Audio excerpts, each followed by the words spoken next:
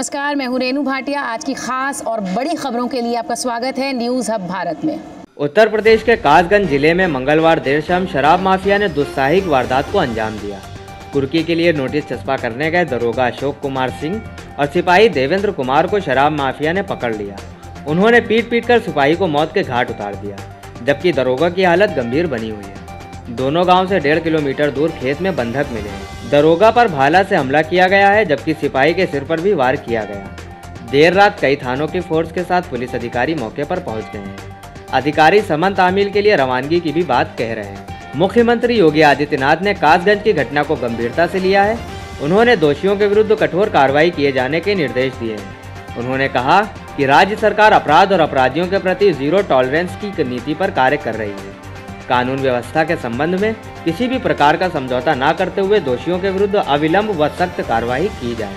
उन्होंने घटना में घायल पुलिसकर्मी के उचित उपचार के निर्देश दिए हैं। कासगंज जिला मुख्यालय से करीब 45 किलोमीटर दूर गंगा की कटरी में स्थित थाना सिडपुरा नगला धीमर में दरोगा अशोक कुमार सिंह व सिपाही देवेंद्र कुमार मंगलवार शाम शराब माफिया मोतीराम की कुर्की का नोटिस चस्पा करने गए थे। वहां माफिया ने दोनों को घेर लिया और एक पेड़ से बांधकर जमकर पीटा। इसके बाद माफिया व ग्रामीण दोनों को 1.5 किलोमीटर दूर खेत पर ले गए। वहां भी दोनों की पिटाई की, वर्दी भी फाड़ दी। पटियाली के सीओ गवेंद्र पाल गौतम सूचना मिलने पर पुलिस बल के साथ मौके पर पहुंचे। घटना की गंभीरता को देखते हुए जिले के कई थानों की फोर्स को बुलाया गया। पुलिस को दोनों खेत में बंधक मिले।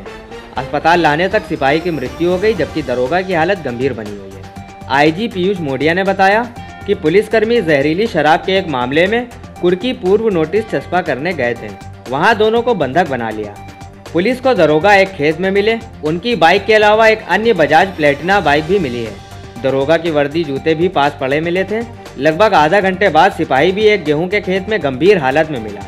यहाँ पुलिस को शराब की भट्टी का सामान बिखरा पड़ा मिला। पुलिस को देर रात तक दरोगा व सिपाही का असलाह नहीं मिले हैं। दोनों की थाने से रवानगी असलाह के साथ ही हुई थी। देर रात तक पुलिस आरोपितों की गिरफ्तारी के लिए दबिश दे रही है। एडीजी आगरा अजय आनंद ने बताया कि गांव वालों ने दरोगा व सिपाही को बंधक बना लिया। पिटाई से सिपाही की मृत्यु हो गई, जबकि दरोगा की हालत गंभीर बनी हुई है। आसपास के थानों की पुलिस गांव पहुंच गई है। आरोपितों की गिरफ्तारी के प्रयास किए जा रहे हैं। साथ ही ये भी बताया जा रहा है कि मुठभेड़ में एक बदमाश मोती के भाई एलकार को भी ढेर किया गया है। बेहद दुर्भाग्यपूर्ण घटना है और मैं बता दूं कि ये शाम 3:15 बजे इस थाने के सब इंस्पेक्टर जो हल्का इंचार्ज हैं श्री अशोक पाल और अपने हमरा कांस्टेबल श्री देवेंद्र के साथ नियमित जो गश्त पे है ये निकले थे और नगला धीमर गांव की तरफ गए थे। और वहाँ पर उनको नगला धीमर गांव में जहरीली शराब बनाने के पहले भी बहुत सारे केसेस दृष्टांत आए हैं। और उसके बाद करीब 6:30 बजे थाने पे किसी ने सूचना दी यहाँ के क्षेत्राधिकारी को कि वहाँ यहाँ के हल्का इंचार्ज और यहाँ जो उनके हमरा कांस्टेबल थे उनके साथ मारपीट की गई है। तत्काल पुलिस फोर्स सिरपुरा से और अगल बगल के जनपदों से वहाँ पर मौके पर भेजा गया।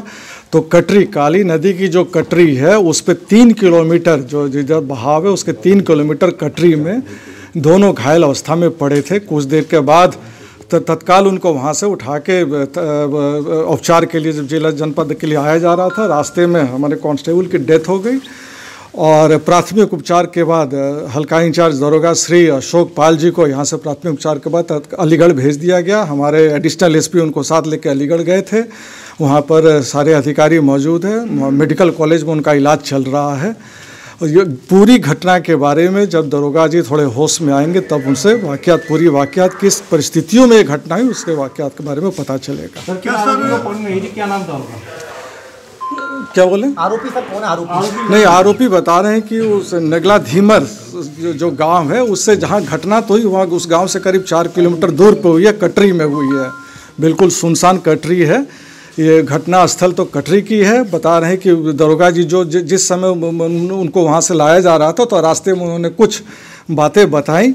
उन्होंने कहा कि मोती धीमर है उस गांव में, उस पर इस थाने का एचएस है और उस पर 11 मुकदमे चल रहे हैं। 11 मुकदमे उस पर हैं और एक मुकदमे में वांछित था। उसकी 82-83 भी 9वें महीने में हो चुकी है। 2020 9वें महीने में हो चुकी थी।